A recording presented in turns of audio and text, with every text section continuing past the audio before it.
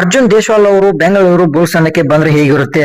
S, ನೀವು ಅನ್ಕೊಳ್ತಾ ಇರೋದು ನಿಜ. ಈ ಬಾರಿ ಅರ್ಜುನ್ ದೇಶ್ವಾಲ್ ಅವರು ಆಕ್ಷನ್ ಅಲ್ಲಿ ಬುಲ್ಸ್ ತಂಡದ ಪಾಲಾಗಬಹುದು. ಅದು ಯಾವ ರೀತಿ ಅಂತ ತಿಳಿಸ್ಕೊಡ್ತೀನಿ. ಹೊಸಬ್ರು ಸಬ್ಸ್ಕ್ರೈಬ್ ಮಾಡಿದ್ರೆ ನೋಡ್ತಾ ಇದ್ರೆ ವಿಡಿಯೋ ಕೆಳಗಿನ ಸಬ್ಸ್ಕ್ರೈಬ್ ಬಟನ್ ಇದೆ, ಕ್ಲಿಕ್ ಮಾಡ್ಕೊಳ್ಳಿ. ನಾನು ಯಾವುದೇ ಒಂದು ವಿಡಿಯೋ ಹಾಕಿದ್ರೆ ನಿಮ್ಮ ಮೊಬೈಲ್ಗೆ ನೋಟಿಫಿಕೇಶನ್ ಬರುತ್ತೆ. ಅರ್ಜುನ್ ದೇಶ್ವಾಲ್ ಅವರು ಕಳೆದ ಬಾರಿ ತಮಿಳು ತಲೆವಾಸ್ ತಂಡದ ಪಾಲಾಗಿದ್ರು. 1,40,00,000ಕ್ಕೆ ಅವರು ಹೋಗಿದ್ರು. ಮತ್ತೆ ಕಳೆದ ಬಾರಿ ಅವರು 209 ರೈಟ್ ಪಾಯಿಂಟ್ ಅನ್ನ ತೆಗೆದುಕೊಂಡಿದ್ರು. ಬಟ್ ಒನ್ ಡೇ ತಂಡದಲ್ಲಿ ಪವನ್ ಕುಮಾರ್ ಶರಾವತ್ ಮತ್ತೆ ಅರ್ಜುನ್ ದೇಶ್ವಾಲ್ ಅವರು ಆಡಿದ್ರು.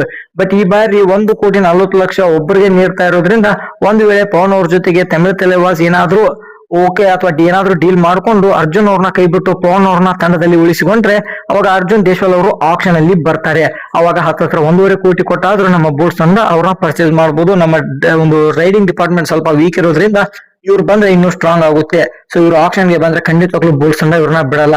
ಬಟ್ ತಮಿಳು ತಲೆವಾಸ್ ತಂಡ ಪವನ್ ಅವ್ರನ್ನ ತಂಡದಲ್ಲಿ ಉಳಿಸಿಕೊಳ್ಳುತ್ತಾ ಅಥವಾ ಅರ್ಜುನ್ ಅವ್ರನ್ನ ಉಳಿಸಿಕೊಳ್ಳುತ್ತಾ ಕಾಯ್ದು ನೋಡ್ಬೇಕು. ಈ ಬಾರಿ ನಡೀತಾ ಇರುವ ಪ್ರೋ ಕಬಡ್ಡಿ ಆಕ್ಷನ್ ಅಲ್ಲಿ ಯಾವೆಲ್ಲ ಹೊಸ ಆಟಗಾರರು ನಮ್ಮ ಬೆಂಗಳೂರು ಬುಲ್ಸ್ ತಂಡದ ಪಾಲಾಗಬೇಕು? ನಿಮ್ಮ ಅನಿಸಿಕೆ ಅಭಿಪ್ರಾಯನ ಕಮೆಂಟ್ ಮಾಡಿ. ಇನ್ನೂ ಯಾರೆಲ್ಲ ಸಬ್ಸ್ಕ್ರೈಬ್ ಇಲ್ಲ ಸಬ್ಸ್ಕ್ರೈಬ್ ಮಾಡ್ಕೊಳ್ಳಿ. ಮುಂದಿನ ಒಂದು ವಿಡಿಯೋದಲ್ಲಿ ಭೇಟಿ ಆಗೋಣಂತೆ. Thank you all.